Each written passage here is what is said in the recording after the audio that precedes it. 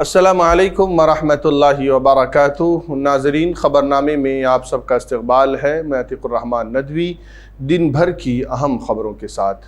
चलिए पहले नज़र डालते हैं सुर्खियों पर। गुरुग्राम में खुले में नमाज जुमा के ख़िलाफ़ अब सख्त एहतिजाज की तैयारी। दहली फसाद मामले में फ़ेसबुक के ओहदेदारान अमन और हम आहंगी कमेटी के सामने होंगे पेश। बाइक बोर्ड के नाम पर लोगों को 15,000 करोड़ रुपए के चूना लगाने का हुआ इंकिशाफ। राजभर का नायब वज़ीर आला पर तंज केशव प्रसाद कुछ बोले तो बीजेपी काट डालेगी उनकी जबान।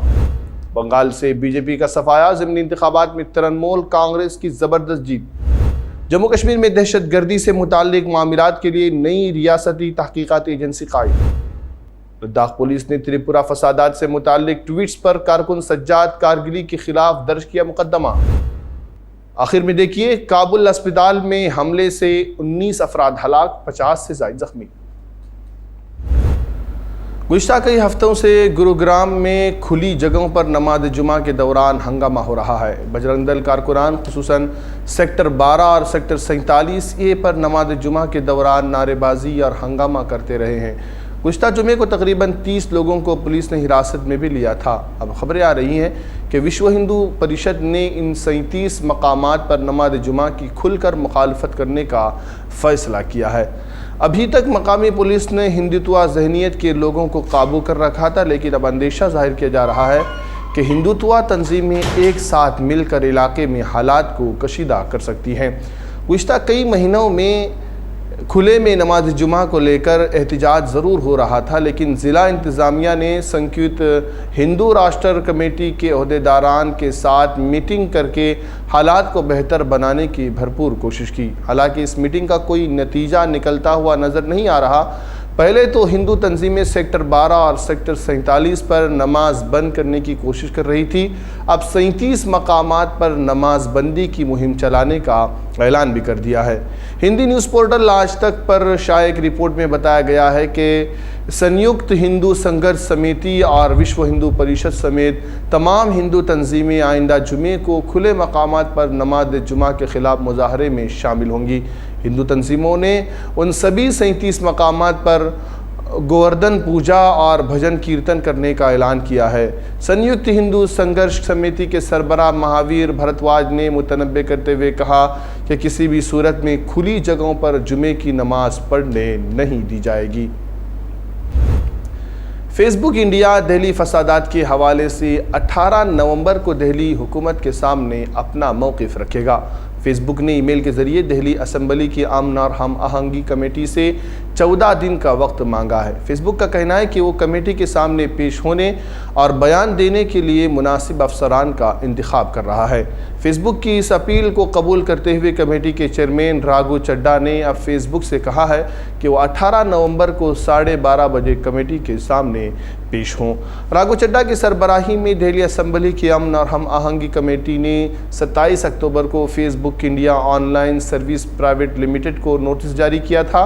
फेसबुक के नुमाइंदों को 2 नवंबर को दोपहर 12:30 बजे कमेटी के सामने पेश होने के लिए तलब किया गया था। कमेटी फरवरी 2020 में दहली में होने वाले फ़िरका वाराना तशद्दुद की तहकीकात कर रही है, ताकि हालात पुरअमन होने और मजहबी बिरादरियों, लिसानी बिरादरियों या समाजी ग्रुपों के दरमियान हम आहंगी बहाल करने के लिए मुनासिब इक़दामात की सिफारिश की जा सके। और तलब है कि शुमाल मशरक़ी दहली में गुज़िश्ता साल फरवरी में शहरियत तरमीमी कानून के हामियों और उसके मुखालिफिन के दरमियान फ़िरका वाराना तशद्दुद भड़क उठा था, और जिसमें 53 अफराद हलाक और 600 से ज़ायद ज़ख्मी हुए थे।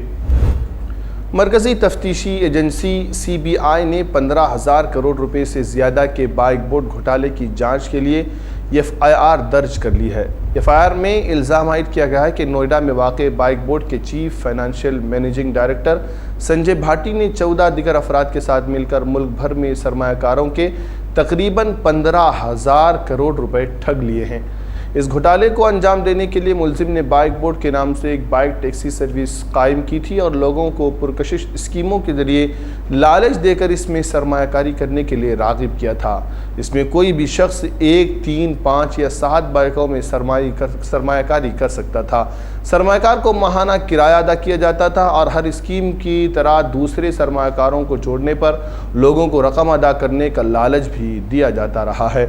इसके अलावा ज़्यादा से ज़्यादा बैंकों में सरमायाकारी करने पर बोनस भी दिया जाता था।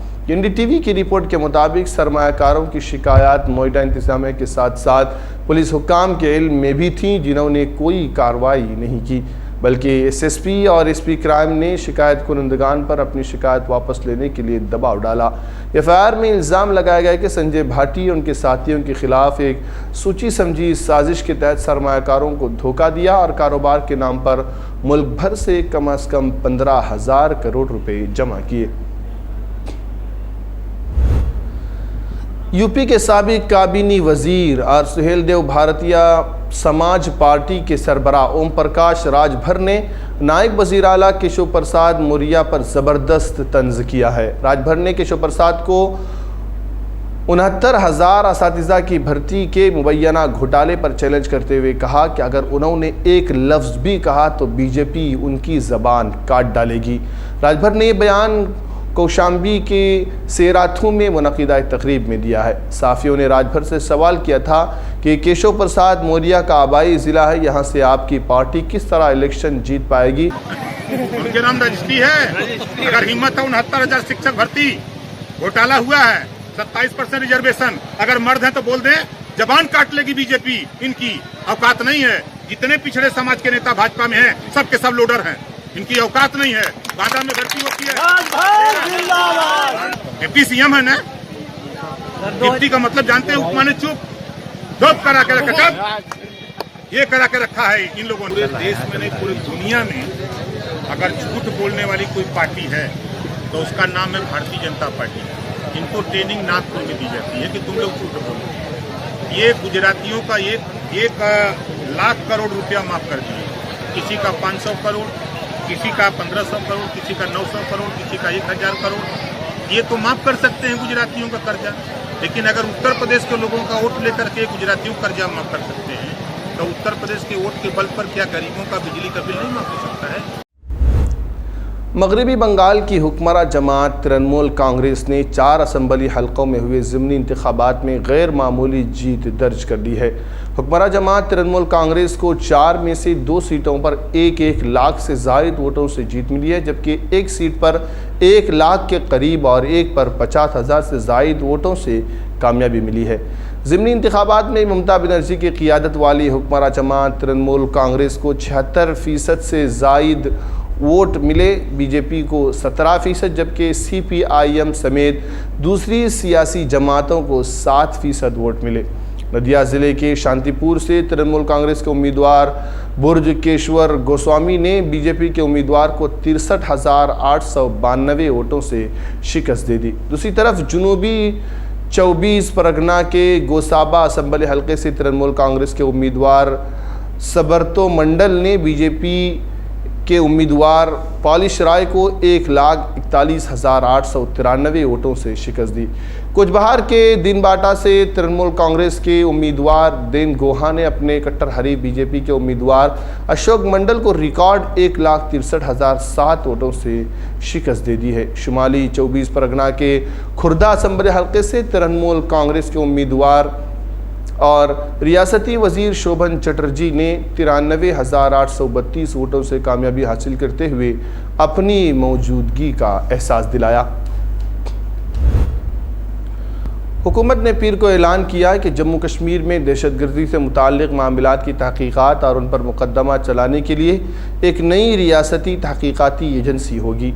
एक नामालूम एहलकार ने दी इंडियन एक्सप्रेस को बताया कि इस रियासती तहक़ीक़ाती एजेंसी को ऐसे मामलात की खुसूसी तहक़ीक़ात के लिए कायम किया गया है जो कौमी तफ्तीशी एजेंसी को नहीं भेजे जाते। जम्मू कश्मीर हुकूमत ने एक बयान में कहा कि ये कौमी तहक़ीक़ाती एजेंसी और दीगर मरकज़ी एजेंसियों के साथ तालमेल के लिए नोडल एजेंसी होगी और ऐसे दीगर इक़दाम करेगी जो दहशतगर्दी से मुताल्लिक़ मुक़दमात की तेज़ रफ्तार और मुअस्सिर तफ्तीश और प्रोसिक्यूशन के लिए ज़रूरी हों। क्रिमिनल इन्वेस्टिगेशन डिपार्टमेंट का सरबराह इस रियासती तहक़ीक़ात एजेंसी का एसिक ऑफिसियल डायरेक्टर होगा। एजेंसी गैरकानूनी सरगर्मियों की रोकथाम एक्ट, धमाका खेज मवाद act, atomic energy act, anti high jacking act, बड़े पैमाने पर तबाही फैलाने वाले हथियारों और उनकी डिलीवरी सिस्टम्स एक्ट और दिगर के तहत दर्ज मुकदमात को संभालेगी। लद्दाख पुलिस ने मारूफ समाजी कारकुन सज्जाद कारगिली के ख़िलाफ़ त्रिपुरा में मुसलमान और उनके मजहबी मकामात के ख़िलाफ़ हालिया फसादात पर ट्वीट्स के लिए मुकदमा दर्ज कर लिया है। दी हिंदू के मुताबिक कारगिली ने, जिन्होंने कारगिल से गुज़िश्ता लोकसभा इंतखाबात में हिस्सा लिया था, कहा कि मुझे पुलिस ने मेरे ट्वीट्स पर तलब किया था जो महज मुबैना तशद्दुद की त्रिपुरा से आने वाली रिपोर्टों को दोबारा पोस्ट कर रहे थे। कारगिल की कोई तारीख नहीं है कि किसी बाहरी शख्स या किसी मजहब के लोगों को कोई नुकसान पहुंचाया जाए। ये मुकदमा किसी भी गैर मुनसिफाना वाक़े को नुमाया करने वालों के ख़िलाफ़ पुलिस की ज़्यादती और धमकी लगता है। यह मुकदमा 29 अक्टूबर को ताज़ीरात हिंद की दफ़ा 107 और 151 के तहत अमन की खिलाफ वर्जी या अवामी सुकून को ख़राब करने के तहत दर्ज किया गया था। पुलिस ने मिस्टर कारगिली से कहा था कि वो खुद को मजिस्ट्रेट के सामने पेश करे, ये कहते हुए कि आपके ट्वीट से लोगों में तासुर पैदा करने का रुझान वाज़ेह होता है कि इस तरह के वाक़यात रोनुमा हुए हैं और इस वजह से किसी ख़ास कम्युनिटी के अफराद के ख़िलाफ़ नफ़रत और नापसंदीदगी फैलाने का इम्कान है। पुलिस ने कहा कि इस तरह के ट्वीट्स के नतीजे में कारगिल ज़िले में ज़ायरीन को हरासा किया जा सकता है। पुलिस ने यह भी कहा कि आपके ट्वीट का मवाद मुल्क के मुख्तलिफ हिस्सों से आने वाले सयाहों के लिए एक बड़ा ख़तरा बन सकता है, ख़ासतौर पर हिंदुओं और बुद्ध मत के मानने वालों के लिए जो ज़िला कारगिल में अक़लियत में हैं। खबरनामे की आखिरी खबर काबुल से। गैर मुल्की खबर रसा एजेंसी AFP के मुताबिक तालिबान की जानिब से 2 धमाकों की तस्दीक की गई, जबकि आइनी शाहिदीन ने फायरिंग की भी इत्तला दी।